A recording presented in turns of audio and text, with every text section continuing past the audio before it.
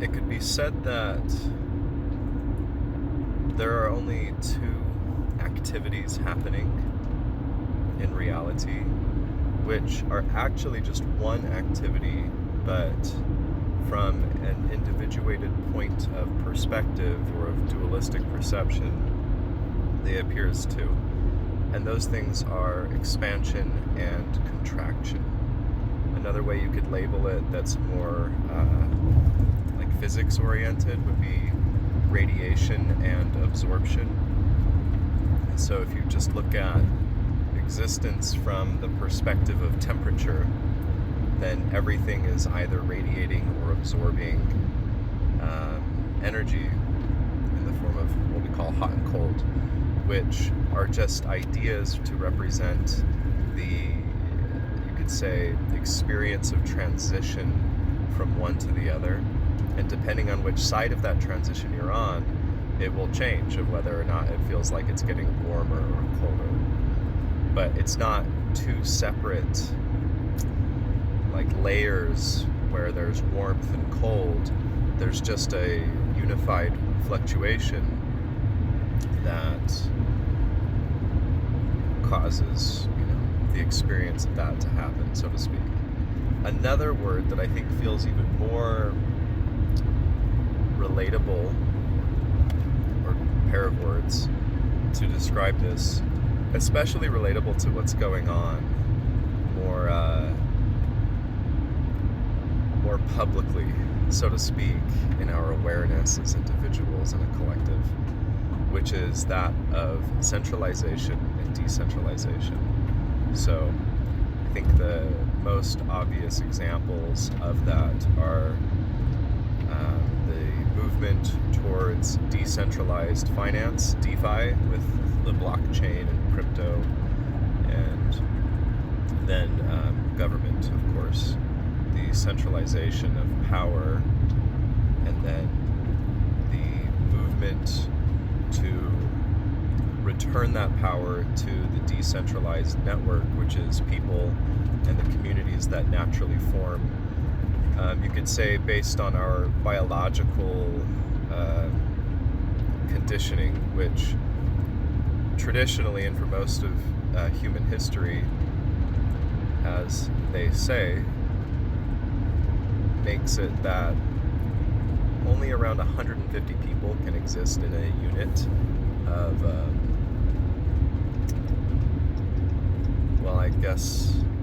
of centralization before there begins to be a natural movement away from that. Or in other words, when a tribe grows beyond 150 people, traditionally, it would split into two, or begin the process of splitting. So there, and I guess the other big one, so we'll call it the big three, is that of the centralization of resources, or I guess we'll call it that you see happening with the quote-unquote elite and corporate entities that are gathering, what they're gathering in terms of power and ownership and land. Which is interesting because it might actually be better defined as a centralization of consensus or idea, because ownership, what is that? That's an agreement between members of a culture, community, tribe to allow the pretense of ownership, of possession of something that ultimately, of course, is unpossessable. You can't. How are you going to possess land? So you can only sit on it and then build stuff on it and then enforce the lack of presence of other people. Anyway, so right now we're experiencing what could be said to be unprecedented levels of centralization, of aggregation, of absorption, of contraction. And in the in some of the different, you could say, mystical spiritual traditions, the idea of the ego is defined by the presence of contraction. And I think this is an important thing to keep in mind if one is to work with a system of transformation or development that uses this idea of ego. One, because contraction is a natural and unavoidable process that happens in response to certain, you could say, like octaves of expansion. And there, if you have two, you could say, like areas of expansion that collide with each other, it's natural and normal and maybe even unavoidable that some initial contraction happens before there's a, you could say, like balancing or leveling out, where those two bodies of activity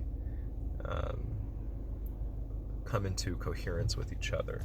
That couldn't have been done prior to that contact because they didn't have the data from each other. So think of it like two galaxies colliding.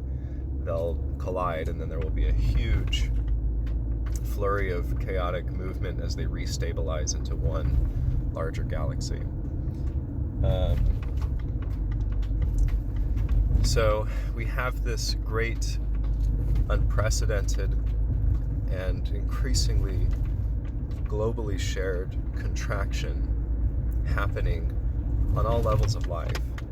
And what we're starting to see, and we have been seeing, I think for the last 60 years or so, or I'll say 60 years, I don't really know. But in my, perception of what's been going on, we'll say the last 60 years there's been a more above surface response of expansion or decentralization. And the cool thing with that is, you could say in the holographic nature of the way things are, and how everything is seamlessly interconnected and entangled on all levels.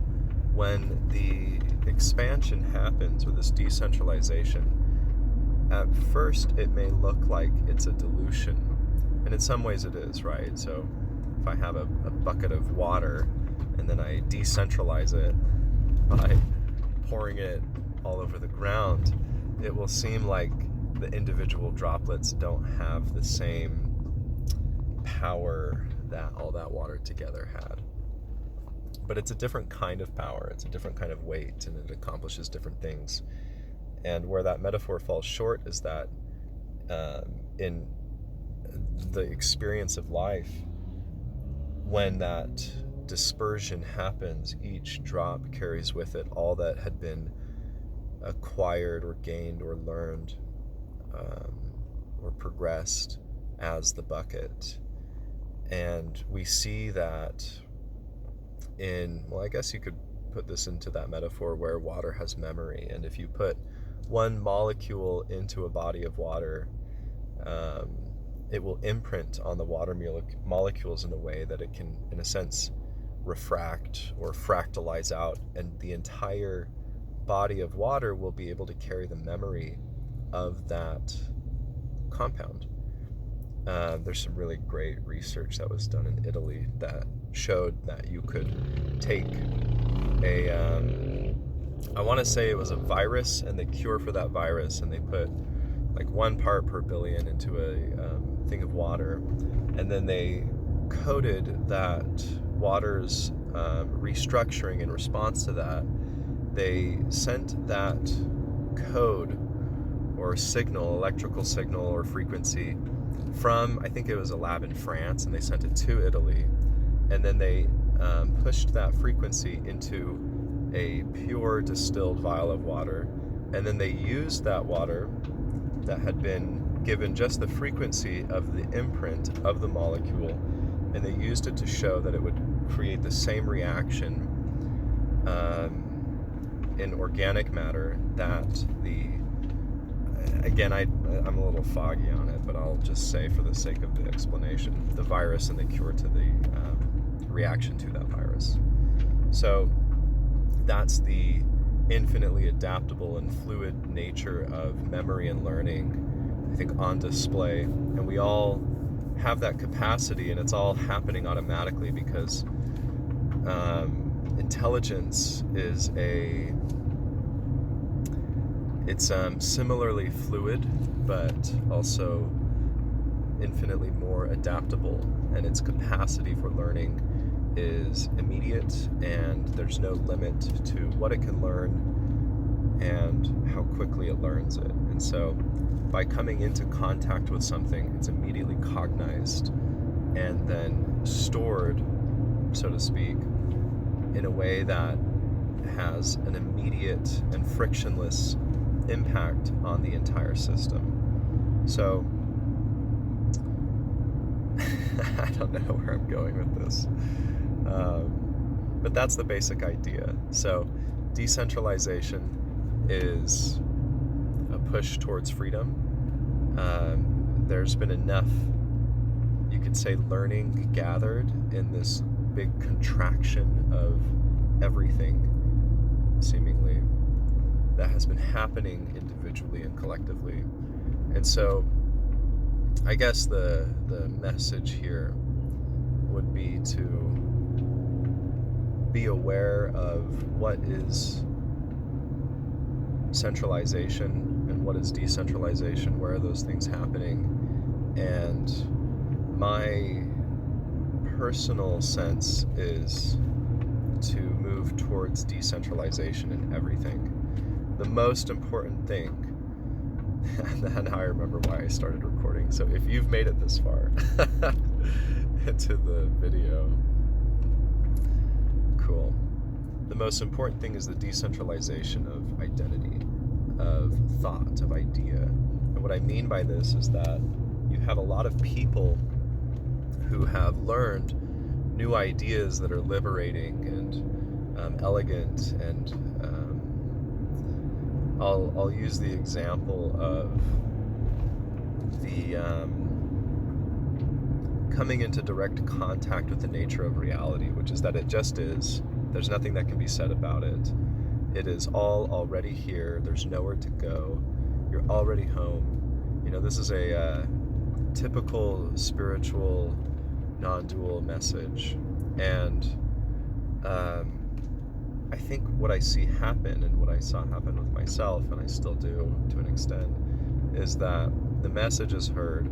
There's an intuitive response to it in a sort of knowing that it is something that at least is more accurate than what has been believed in before. And in sort of a exuberant rush of enthusiasm about it, there's a internalization, a rehashing, and then a repetition of that idea and that language. And what that's doing is creating a centralization of the idea this liberating message, so to speak. And it's not that there's anything wrong with that, other than that, who is it centralizing around? What is it centralizing around? And it's centralizing around whoever originally came up with that description. And then everyone that accepts it or is convinced by it accumulates around that point of origin until they recognize that it is in some way keeping them bound and contracted around the message they depend on to explain something that apparently will bring expansion. And this is, in a lot of ways, I think why contraction happens, because it promises freedom or stability. So it acts as a savior promising freedom from chaos, the chaos of suffering or pain. So what do? It's a it's a process that I don't think has a conclusion, but what I would say is to be done is to continue with utter skepticism, not in the core of the message, or that it's obviously pointing at something that's real and that the experience of the one explaining it, and clearly in your experience as well because it resonates, but you will find that the language that you use that you learned from others doesn't perfectly describe your experience. It perfectly describes your experience plus your fantasy about what you hope your experience is to become, or is to appear as to others as you explain it to them in a way that was enchanting to you. So the invitation is to develop your own language, your own religion, your own description of this, whatever it is that you're trying to describe of your own direct experience. Discard what you've been taught as the truth and let it be the reference map that somebody else made for themselves, by which you can cross-reference your map and find discrepancies and then triangulate with reality that has no map, that is the terrain where you can find greater truth. All right, I will leave it there.